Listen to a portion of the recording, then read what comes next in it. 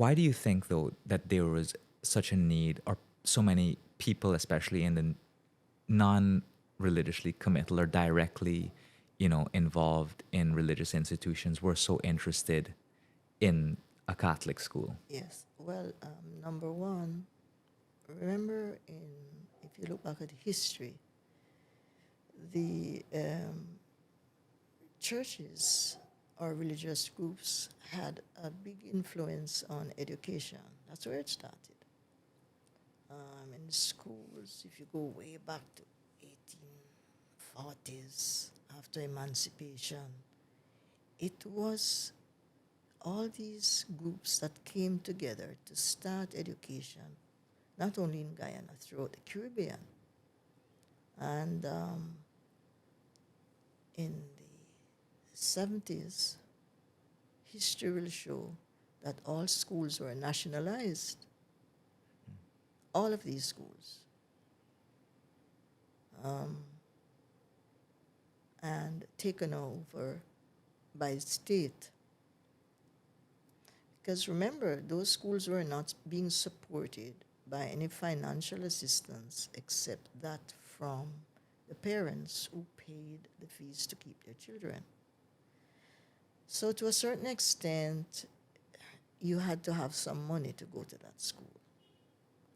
Well, any politician or any person thinking about people might say, no, we want everybody in school, not only those who can pay it.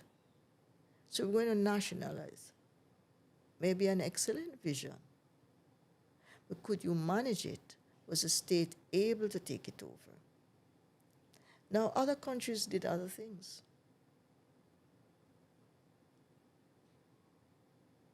Jamaica, for example, Trinidad, for example, they never went taking over those schools. They decided to help those schools. Barbados as well. Decided to help those schools financially so the parents can pay less fees.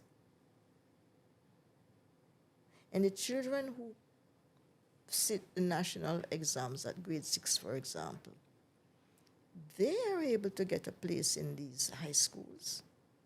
Famous Campion College in Jamaica, Immaculate Conception, St. Andrew High, name those schools. They're all supported by the government. The government pays the teachers, pays for the facilities.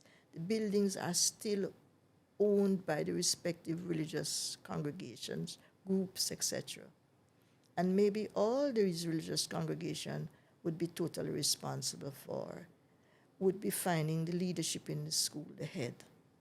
Yeah. And they employ teachers from the cadre of teachers in the country. They don't train them only for government school. They train them for all schools and so on. Yeah. So it was the approach.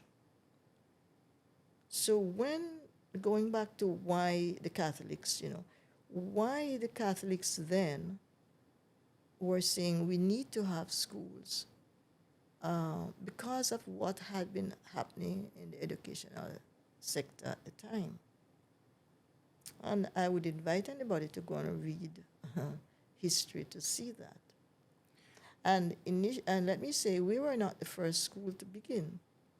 There are 3 other private schools who started before us.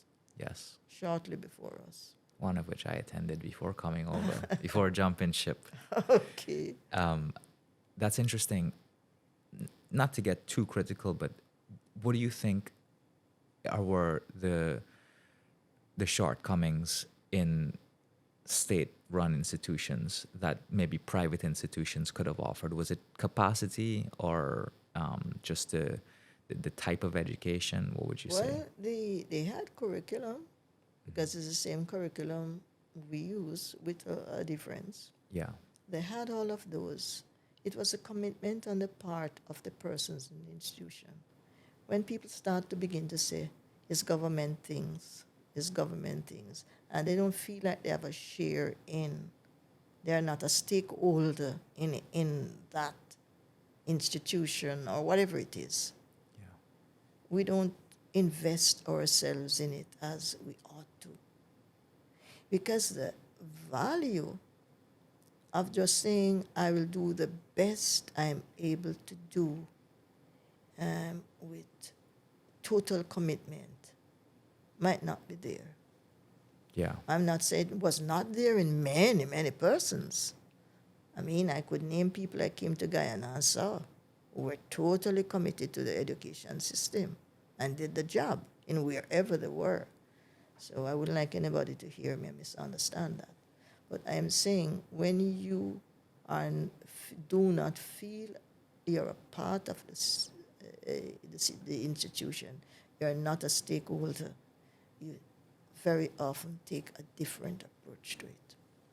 Absolutely. And if leadership information is top down all the time, you must have good leadership. But if it's always just telling you what to do, it might not be as you would do if you were helping to shape the system.